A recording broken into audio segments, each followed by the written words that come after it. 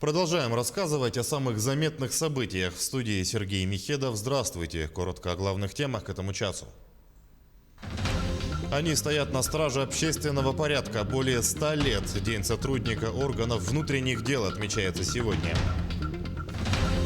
Корпоративные автобусы «Алроса» перешли на зимнее расписание. Озвучим нюансы работы транспорта в этом году.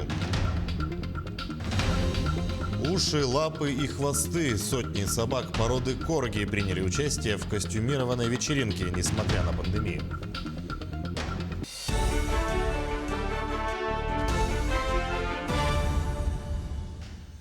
Сегодня профессиональный праздник отмечают сотрудники органов внутренних дел. Владимир Путин в своем поздравлении отметил их вклад в реализацию мер по защите жизни граждан России в условиях распространения коронавируса.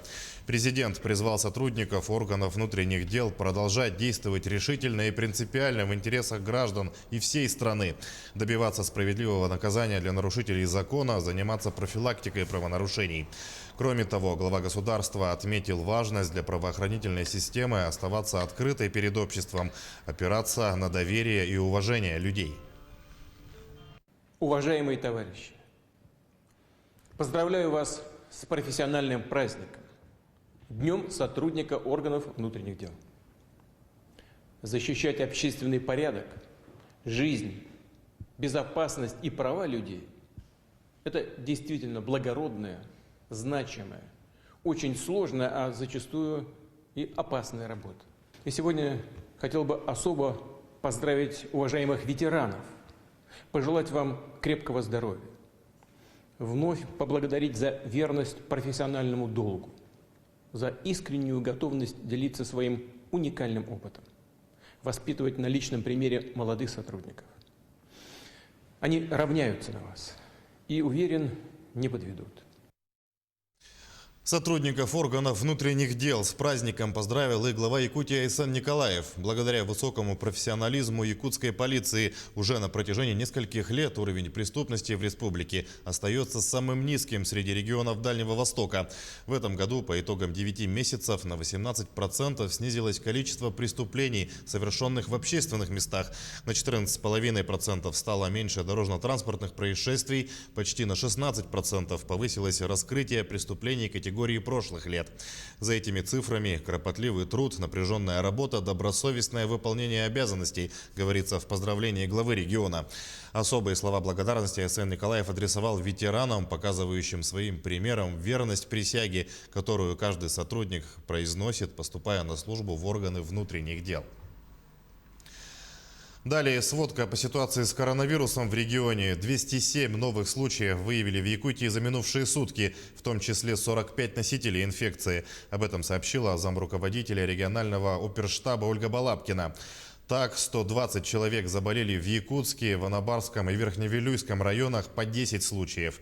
В Нерюнгринском районе 8, в Мегино-Кангаласском и Мирнинском по 7, в Вилюйском и Намском районах по 5 заболевших. В остальных районах от 1 до 4 новых случаев коронавируса. 2 человека скончались от COVID-19 за последние сутки. Лаборатории республики провели порядка 4500 исследований на инфекцию. Сегодня основной задачей, которую поставил перед учреждениями здравоохранения глава республики, это принятие всех мер для того, чтобы было как можно меньше тяжелых граждан и, соответственно, снизить летальность на территории нашей республики, так как это важно. Жители Якутии старше 50 лет могут получить новую профессию или повысить квалификацию. В списке образовательных программ более 10 специальностей. Об этом сообщают в Госкомзанятости населения. Профобучение лиц старше 50 лет организуется в рамках федерального проекта «Старшее поколение» для граждан, готовых после завершения учебы продолжить трудовую деятельность. В данное время проводится предварительная организация обучения в следующем году. Записаться на учебу можно в Центре занятости населения по месту жительства. Продолжает остро ощущаться нехватка мест в столичных детских садах. Одна из основных задач нацпроекта «Демография» – это создание в регионах дополнительных мест для малышей, привлекая предпринимателей. Так, в Якутии более 50 ИП занимаются присмотром и уходом за детьми дошкольного возраста. Они охватывают около 2800 дошколят, из них в возрасте от 1,5 до 3 лет порядка 500. Для поддержки таких предпринимателей предусмотрены субсидии, размер их определяется из нормативов на каждого ребенка, утвержденных правительством. Данные субсидии предоставляются для возмещения затрат и расходов индивидуальных предпринимателей. А так, на эти цели в 2020 году распределено более 138 миллионов рублей. Из них для детей в возрасте от 3 до 7 лет более 115 миллионов и для детей в возрасте от 1,5 до 3 лет более 22 миллионов рублей.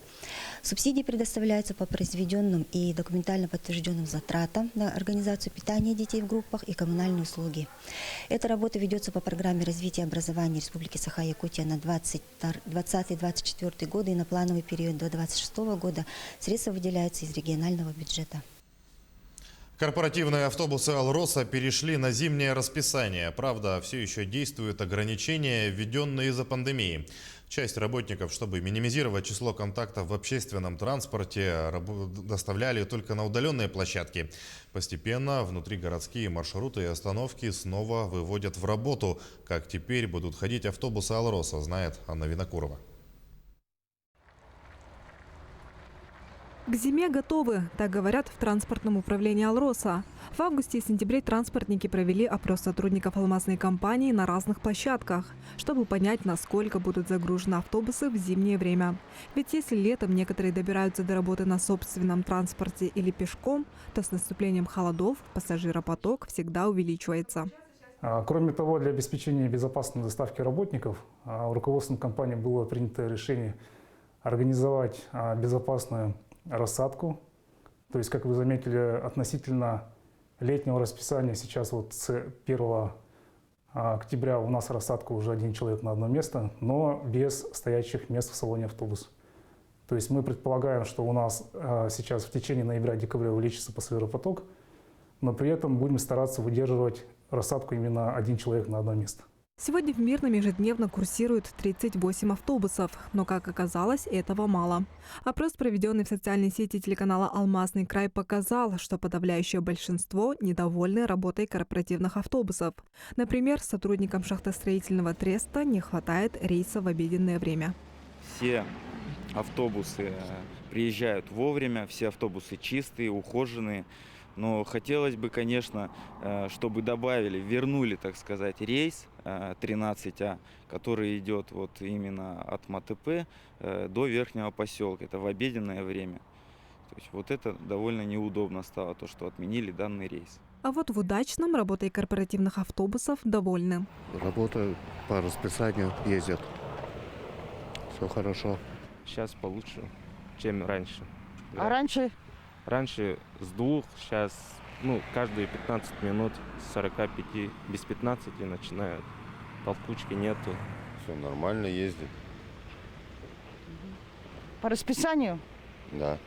В транспортном управлении «Алроса» готовы к сотрудничеству с работниками компании. Чтобы работа корпоративных автобусов была налажена, нужно содействие и самих пассажиров. Анна Винокурова, Роман Ларин, Кирилл Шолохов, телеканал «Алмазный край». В Якутске отпраздновали столетний юбилей Льва Габышева, драматурга, прозаика и первого якутского киносценариста. Мероприятие «Сильный духом» прошло в онлайн-режиме. Поклонники творчества писателя смогли увидеть не только слайды о его жизни, но и видеофильмы, предоставленные дочерьми Льва Габышева, а также виртуальную книжную выставку из фондов Национальной библиотеки Республики и многое другое. Инициатором проекта выступил литературный музей имени Платона Аюнского. Также под эгидой празднования юбилея в Алекминском районе состоится республиканский детский кинофестиваль. Ну а с материалами онлайн-мероприятия «Сильный духом» можно будет ознакомиться на официальной странице литературного музея в YouTube и Instagram. Люди заинтересовались, и очень некоторые молодые открыли его имя для себя. Для нас это очень волнительно и очень хорошо. И хотелось бы еще сказать, что дочери в день юбилея отца, они всегда что-нибудь или издают книги, или библиографический указатель. Пользуясь случаем, я хотела сказать, что они в этом году еще детский кинофестиваль проводят. И все эти материалы будут у нас копиться, и у нас будет очень хороший, солидный фон Льва Львовича Гавышева. Далее о спорте. Впервые на Гран-при Москвы состоялась премьера нового вида пляжной борьбы. В рамках соревнований прошла матчевая встреча между женскими сборными России и Румынии. Россиянки победили в 4 поединках из 6. В числе победителей турнира в весе 60 килограммов стала выпускница СВФУ, представитель Центра спортивной подготовки сборных команд Якутии Алина Казымова. На Гран-при Москвы она провела 2 схватки. Выиграла румынскую спортсменку со счетом 3-1. Другую российскую спортсменку Алина атаковала в последние минуты и победила со счетом 1-0. Борьба на песке ей напоминает якутский хапсагай. Алина считает, что пляжная борьба требует от спортсмена концентрации и координации. Отличие от вольной борьбы в пляжной борьбе – это то, что покрытие – песок. Борцам тяжелее уже бороться, сбивается дыхание, теряется скорость. Правила чуть-чуть другие. Надо было быстро адаптироваться к ним. Это были для нас первые соревнования по пляжной борьбе, но мы их прошли успешно, удачно. 2 золота, 2 серебра и бронза. Следующим крупным международным стартом Алины Казымовой станет чемпионат мира по вольной борьбе в составе сборной России. Подготовку команда проведет в городе Алушта. Уши, лапы и хвосты сотни собак породы корги приняли участие в костюмированной вечеринке в Шанхае.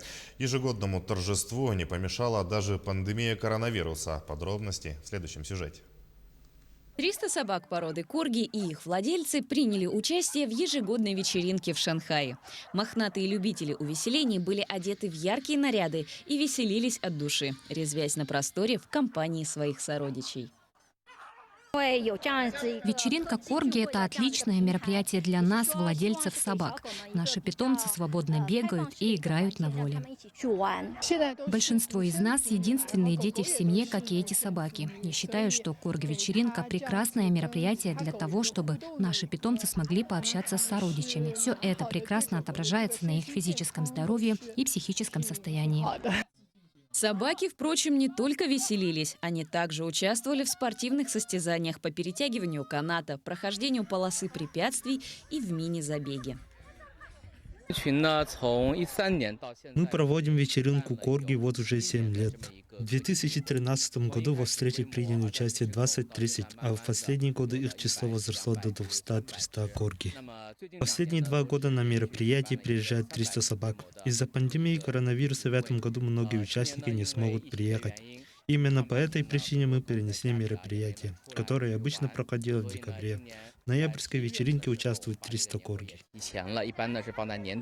Благодаря вечеринке корги у четвероногих есть возможность побегать и поиграть на просторе.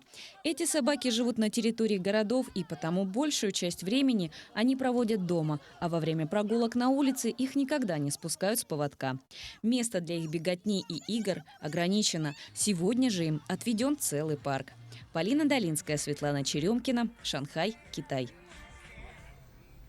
Берегите себя в общественных местах, носите маски и соблюдайте безопасную дистанцию. Оставайтесь с нами.